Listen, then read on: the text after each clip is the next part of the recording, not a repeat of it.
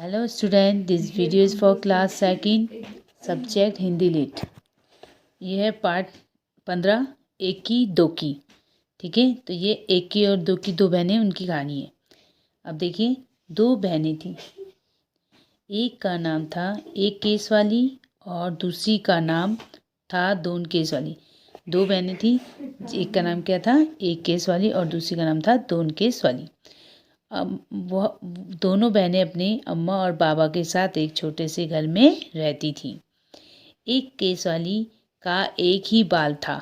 एक केस वाली का क्या था, एक ही बाल था, इसलिए सब उसे एक की बुलाते थे। एक बाल होने के कारण सब उसे क्या बोलते थे, एक की।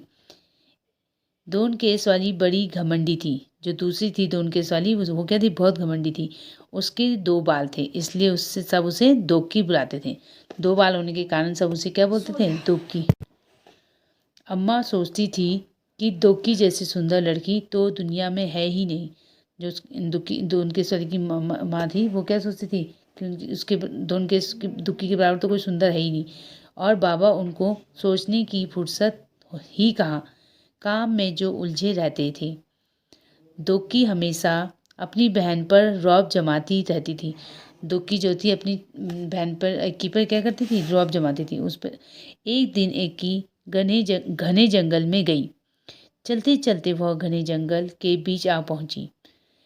एक दिन एक की क्या हो गई, जंगल में चली गई और वो जंगल के बीच, घने जंगल के पोर्शन पे पहुंच गई। घने जंगल में अंदर चली गई।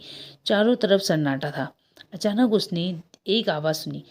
उसने अचानक क्या करी, एक आवाज़ सुनी, पानी, मुझे प्यास लगी है, कोई पानी पिला दो। तो उसने क्या आवाज़ सुनी कि मुझे प्यास लगी है, मुझे पानी पिला दो, कोई मुझे पानी पिला दो। एक की रुकी और उसने चारों तरफ घूमकर देखा। वहाँ कोई नहीं था। फिर उसने देखा सूखी मुरझाई हुई मेहंदी की एक झाड़ी, जिसके पत्ते सरसरा रहे थे। तब उसने किसको देखा, एक सूखी हुई मेहंदी की झाड़ी को देखा। ठीक है, पास में ही पानी की धारा बह रही थी। तो उसी जंगल के पास, उसी के बगल पास में एक पानी की धारा बह रही थी। तो एक की ने चुल्लू में पानी भरकर एक बार, दो बार, तीन और कई बार झाड़ी के ऊपर डाला। उसने उस सूखी हुई झाड़ी के ऊपर वो दो तीन कई बार उसमें पानी डाला।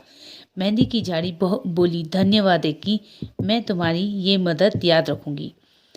एक की आगे बढ़ गई। अब उसने उसकी मदद करके वो आगे चली गई। फिर अचानक सन्नाटे में उसे एक और आवाज़ सुनाई दी, मुझे भूख लगी है, कोई मुझे खाना खिला दो। अब उसे फिर सुनाई दी कि कोई बोल रहा है कि मुझे भूख लगी है, मुझे खाना खिला दो। इक्की ने देखा कि एक मरियल सी गाय पेड़ से बंधी हुई थी। तो उसने देखा कि एक मरियल सी गाय क्या है, पेड़ पर बंधी हुई है। इक्की ने घास फूस इकट्ठी की और उस गाय को खिला दी। उसके बाद उसने गाय के गले में बंधी रस्सी को भी खोल दिया। जो उसके गले में बंधी थी उसको भी उसने खोल दिया। धन्यवाद एकी, मैं तुम्हारी ये मदद हमेशा याद रखूंगी, गाय ने कहा। एकी अब चलते चलते थक गई थी। उसे गर्मी भी लग रही थी। एकी क्या होगी, चलते चलते थक गई थी और उसे गर्मी लग रही थी। उसे समझ नहीं आ रहा था कि अब वह क्या करे, कहाँ जाए। तभी उसे दूर एक झोपड़ी दिखाई दी। अब जब वो थक गई थी तो वो सोचने लगी मैं कहाँ जाऊँ, क्या करूँ। तो उसे तब तक रास्ते में उसे क्या दिखाई दी, एक झोपड़ी दिखाई दी। एक ही दौड़कर झोपड़ी तक गई और आवाज़ लगाई, कोई है। एक बूढ़ी अम्मा ने दरवाज़ा खोला। तब एक बूढ़ी अम्मा ने दरवाज़ा खोला। बूढ़ी अम्मा ने कहा, आहा, आ गई मेरी बच्ची, तुम्हारी ही राह देख रही थी, आओ अंदर आ जाओ। एक ही हैरान हो गई और चुपचाप झोपड़ी में आ गई। वो देख के हैरान हो गई कि ये मेरा इंतजार, ये मुझे जानती है। और वो क्या करने कि झोपड़ी में आ गई। झोपड़ी में आकर उसे बहुत अच्छा लगा। झोपड़ी में आकर उसे बहुत अच्छा लगा। बूढ़ी अम्मा ने कहा, आओ बेटी, तुम्हारे लिए नहाने का पानी तैयार है। पहले अच्छी तरह से तेल लगाओ और उसके बाद नहा लो, फिर हम खाना खाएंगे। तब उसकी बूढ़ी अम्मा ने उसको अंदर बुलाया और उसने कहा कि ना, तुम क्या करो, अंदर आओ, नहा लो और अच्छी तरह से पहले सिर पे तेल लगाओ, उसके बाद खाना खाएंगे। एक ही ने शर्माते हुए कहा, नहीं नहीं। वो शर्मा के उसने नाना करने लगी। अम्मा ने पुचकार कर कहा, अरे नहीं क्या, जैसा मैं कहती हूँ वैसा करो। एक ही ने बूढ़ी अम्मा की बात मान ली। फिर पता है क्या हुआ, एक ही ने जैसे ही अपने सिर से तौलिया हटाया तो उसने पाया कि उसके सिर पर एक ही नहीं परंतु बहुत सारे बाल थे। उसके सिर पे एक नहीं बहुत सारे बाल उग आए थे। ठीक है। एक की इतनी खुश हुई कि खाना ही नहीं सकी, खाना खा ही नहीं सकी। वह बस बार बार वह बूढ़ी अम्मा को धन्यवाद ही करती रही। बूढ़ी अम्मा ने मुस्कुराते हुए कहा, अब तुम घर जाओ बेटी और हमेशा खुश रहो। तो बूढ़ी अम्मा ने क्या कहा, मुस्कुराते हुए कहा कि अब तुम घर जाओ और हमेशा खुश रहना। एकी के तो जैसे पंख ही निकल आए। वो सरपट घर की तरफ दौड़ चली और फटाफट भाग गई घर की तरफ के लिए। रास्ते में उसे गाय ने मीठा मीठा दूध दिया और झाड़ी ने हाथों पर रचाने के लिए मेहंदी दी। उसने उनकी मदद करी थी ना, तो इसलिए गाय ने उसे मीठा दूध दिया और मेहंदी की झाड़ी ने उसे मेहंदी दी। घर पहुंचकर इक्की ने सारी कहानी सुनाई। दुख की कहानी सुनते ही सीधे एक जंगल की तरफ भागी। और दुख की भी उसने जब इक्की की कहानी सुनी तो वो भी तुरंत ही जंगल की तरफ भागी।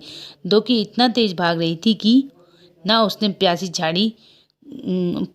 झाड़ी और ना ही भूखी गाय की पुकार सुनी। उसने इतनी तेज भागी कि ना तो उसे प्यासी झाड़ी की आवाज़ सुनाई दी और ना ही गाय की पुकार सुनाई दी, और वो सीधा भागती चली गई। वह तो धड़धड़ाती हुई झोंपड़ी में घुस गई और बूढ़ी अम्मा को हुक्म दिया, और उसने बूढ़ी अम्मा को हुक्म दिया, मेरे लिए नहाने का पानी तैयार करो।